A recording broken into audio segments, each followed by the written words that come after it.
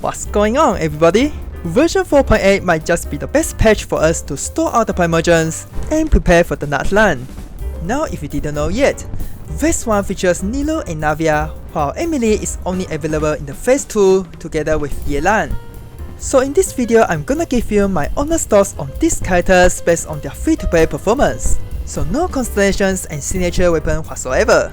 Well, time is precious, so let's begin right away.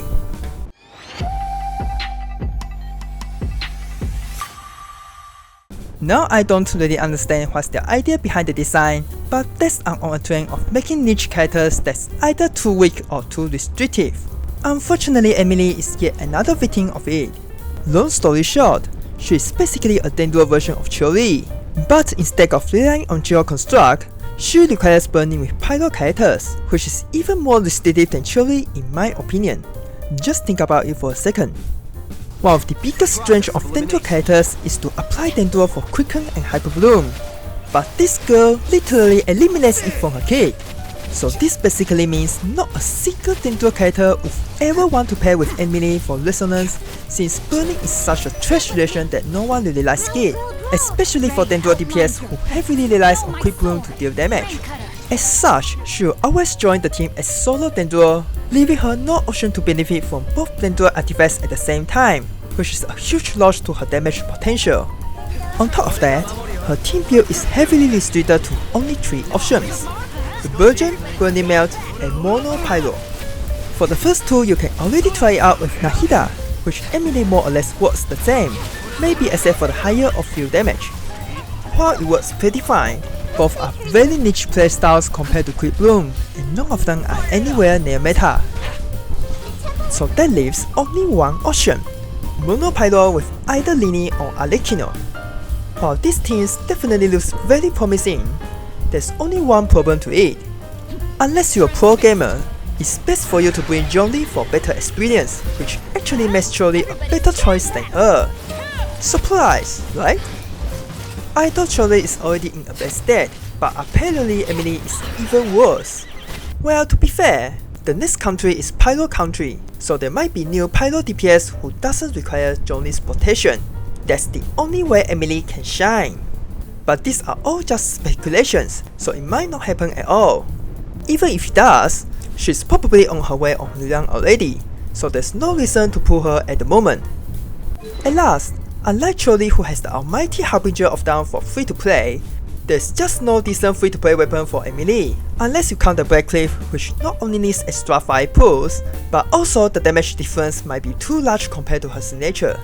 This really matters a lot for this free to play review, as her entire value lies on dealing damage. So personally, I think it's best to skip her now, unless you have the spare Primogems. The next one is our infamous Fontaine Mafia, Navia. For me, she's basically your average 5-star DPS that's neither strong nor weak. Even for today, her damage is still well above the average, but unfortunately it's strictly limited to point-blank single target. This makes her an excellent boss killer, but at the same time a terrible character against any crowd situations, which is very common in the Abyss nowadays. Luckily her teammates can make up of this weakness, and coincidentally, both are actually her best teams. But still, I really wouldn't suggest her against crowds, because she's just not meant for it. So in my opinion, unless you are in need of a boss killer, it's best for you to skip her at the moment.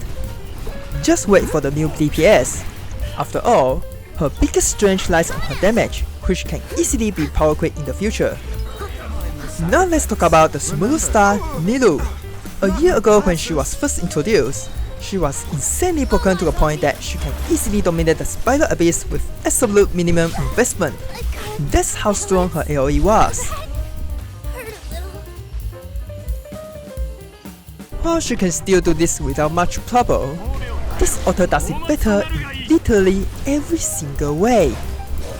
This monstrosity not only has a much better AoE that basically covers the entire Abyss floor, he also excels against single target at the same time, which Nilou struggles incredibly hard without specifically tailor-made a team for it. That's not even mentioning Nilou is easily hard countered by certain enemies, like this machine who requires Electro to decloak. Funnily enough, Nilou is actually the best teammate for Nilou, as he's literally the perfect driver you can really find. But sadly, this team is actually a huge detriment to our author's potential, because he loses 1/3 of his damage without 3 elements at C0. So yeah, Nilou is basically dead ever since Nilou came out. But don't get me wrong, she's still stronger than most 5 stars in this game. It's just her adversary is too damn ridiculous, and sadly she's the biggest victim of power creep. At last, this is an interesting one. Even after 2 years since her release, she still holds on pretty well even for today. In the entire Fontaine, she actually supports many of the great teams such as Funina Monohydro, which I used to be the hardest event ever. Others include Gaming's Plunge, Alekino's Vaporize, and even Corane's Quick Bloom. All of them are fairly strong and meta. As the upcoming Nightline is all about Pyro, I bet she'll be even more valuable as a Hydro support. So I do think she's still very raw to pull even for today. But if you're really short on Primogems, it's best for you to skip her as long as you have the Xingqiu as the alternative. So here's my summary for this video. In my honest opinion, Yelan is the only character who still possesses value in version 4.8. So if you do have spare Primogems, you can try a soft PD to see what happens. As for the other characters, just skip them all unless you really like them. I don't think they will be meta again, at least not when they have so much restrictions of their own. Well, to be fair, Emilie has a good chance to work well with Nightline Hero DPS, but by the time that comes, she's already on her way to rerun. So there's no reason to put down your beast right now. Well, that's basically my 2 cents, and I hope it helps you in any way.